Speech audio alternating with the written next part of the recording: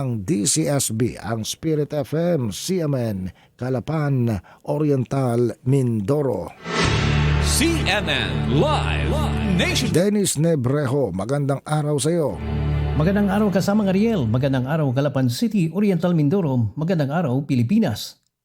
Matapos ang mahabang panahon ng pagtatago sa batas, sa wakas ay bumagsak na rin sa mga kamay ng mga tauhan ng pulisya ang isang most wanted person na lalaki matapos itong mahuli sa barangay Ipil, Santa Cruz, Marinduque noong Abril 9.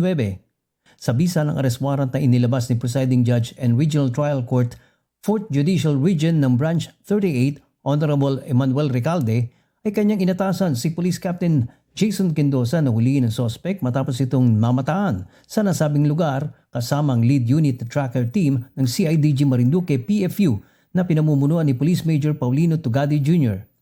Base sa utos na may petsang Abril 8, ang sospek ay lumabag sa Section 5 ng Article 2 ng RA 9165 sa ilalim ng Criminal Case Number 39-28.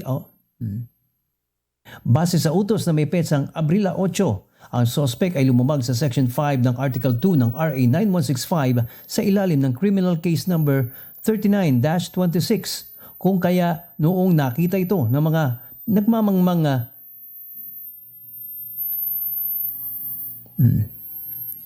Base sa utos na may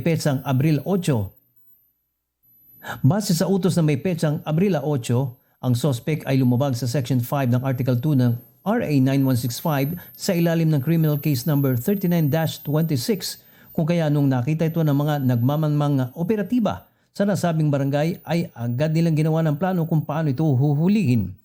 Hindi na rin nakapalagpa ang sospek na agad din sinabihan ng kanyang mga karapatan noong mahuli ito ng mga lokal na pulis at inabisuan din na walang nakalaang piyansa ang kanyang kasalanang nagawa.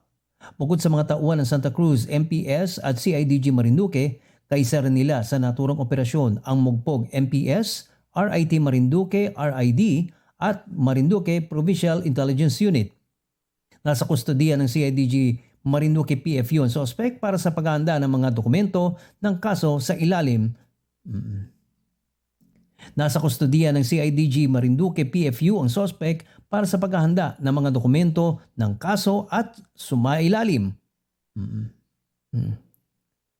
Nasa kustodiya ng CIDG Marinduque PFU ang sospek para sa paghahanda ng mga dokumento ng kaso at sumailalim din sa medical examination.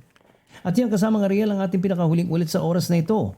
Ako si Dennis Nebrejo ng CMN 104.1 Spirit FM Calapan City, nagulat na live para sa CMN Pilipinas.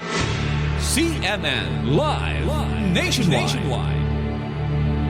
Maraming salamat, Dennis Nebrejo, mula po sa impilan ng DCSB, ang Spirit FM, CMN, Calapan, Oriental, Mindoro. Samantala